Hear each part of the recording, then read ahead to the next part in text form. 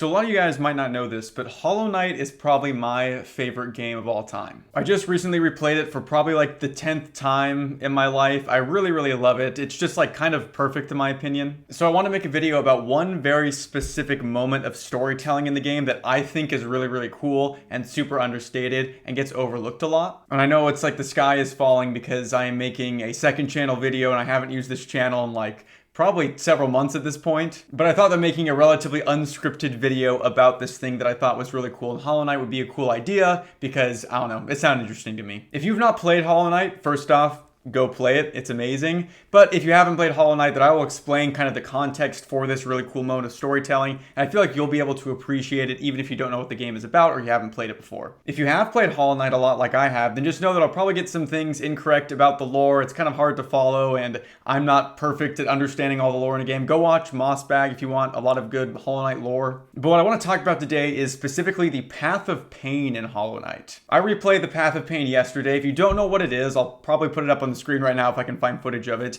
It's a really difficult platforming challenge that you can do in the game that's more difficult than like all of the other platforming in the game combined. It's really tough. I've done it probably 5 or 6 times already, and it still probably took me like almost an hour to get through when I did it this time. That was like an hour of attempts on my part. The actual platforming challenge itself is probably like 2 or 3 minutes, but like I said, it's really difficult. I'm not the best at platforming games, so this still gives me a lot of trouble. And it's completely optional. You don't need to do it. It's actually hidden in an area that's already kind of hidden, so it's like 2 layers of hidden deep before you can get to this place. So if you don't know Hollow Knight, you're like, wow, it must give you some cool reward if you're seeking out this really difficult platforming challenge that you don't need to do to beat the game. And you actually don't really get a reward for it. You essentially get like an in-game achievement almost, and then you get to see one like 5-second cutscene. So why do I think the Path of Pain is so cool? And why do I find this cutscene in particular to be really awesome? It's because to me, it's a really great moment of the gameplay and difficulty of a section in a video game translating directly to a story moment and making that moment more impactful. Before we get into that, I do need to explain the lore of Hollow Knight, so I will be spoiling quite a few things.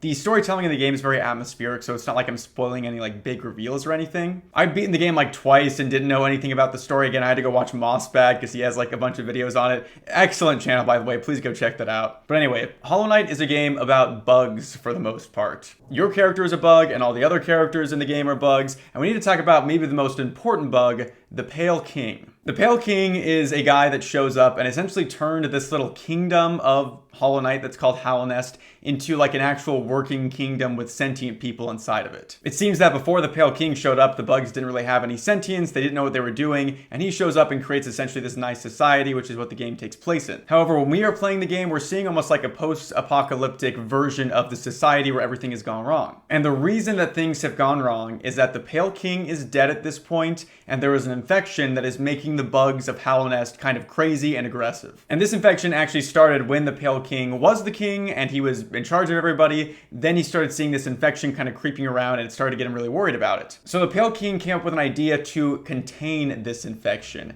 and it was to create a perfect, pure, empty vessel that could hold in all of the corruption and not let any of it leak out. We don't know the logistics of why this works exactly, but the idea was get a perfect empty vessel. They'll contain all of this kind of corruption inside of them as long as they don't have a single like thought or feeling or opinion or anything inside of them. Nobody else will have to deal with this. They can take it all on themselves. You can find some dialogue about this Hollow Knight where it says things like, no voice to cry suffering, no mind to think, no eyes to see. Again, just like this completely empty vessel. So the Pale King meets up with the White Lady and they have a bunch of kids and they put those kids in this place called the Abyss. The Abyss is essentially this dark, scary pit that nobody in Hallownest has access to except for the king. And he essentially puts all of his kids in like, kind of like that pit that you see in The Dark Knight Rises where Batman has to climb out of it. That's essentially what he puts them in. And all of the children attempt to climb out of this pit, and when they do make it outside of the pit, they go into Hallownest and they get to prove that they are the strongest one, that they can be the true Hollow Knight. And near the end of the game, in one of the endings, you will fight the Hollow Knight, which is like your character, but he's a lot bigger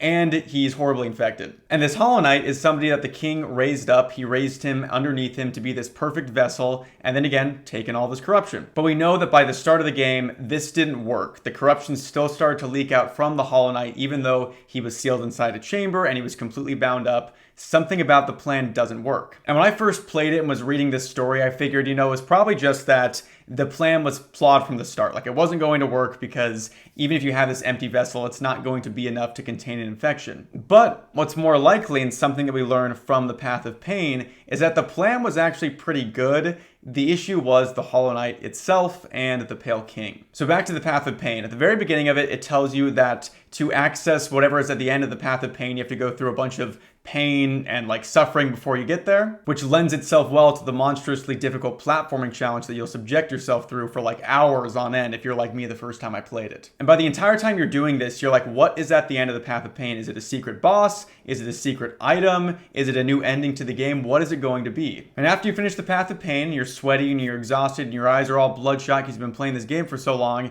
you get a single cutscene, and I'll show that right now.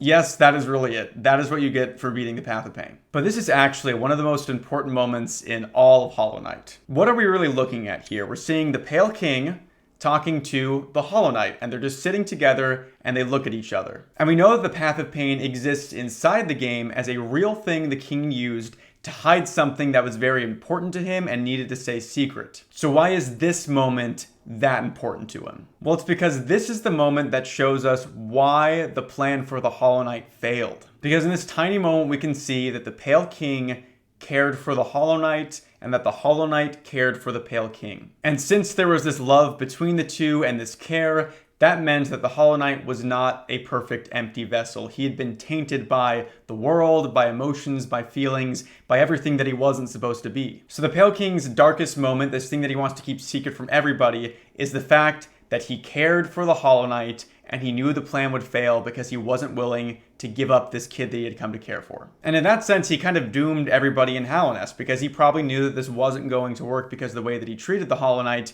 but he did it anyway. And shortly afterwards, he ends up dying and he never gets to see his son again, and his son ends up becoming this kind of infected monster that actually tries to kill itself when you're fighting it, and it's all very sad and depressing. And then at the end of the game, you get to go in and essentially free the Hollow Knight from this kind of prison that he's in and potentially take on that infection yourself because you are the true Hollow Knight. I just want to talk about this because I thought that was a really cool moment of like the difficulty of a game directly correlating to a story moment in it. Like they could have given us this cutscene in a way that was still secret but much easier to access, and it still would have been fine. But the idea that the Pale King essentially hid this so well from everybody because he was so ashamed of it is really interesting to me, and I think it says a lot about his character and just kind of the sad nature of the story of the game. I also find it fascinating that the Pale King decided to hide this memory, but he still like put the memory somewhere, if that makes sense. It's almost like he wanted somebody to eventually find out the mistake that he had made so they could understand why this wasn't working. Because knowing that the Hollow Knight wasn't a true Hollow Knight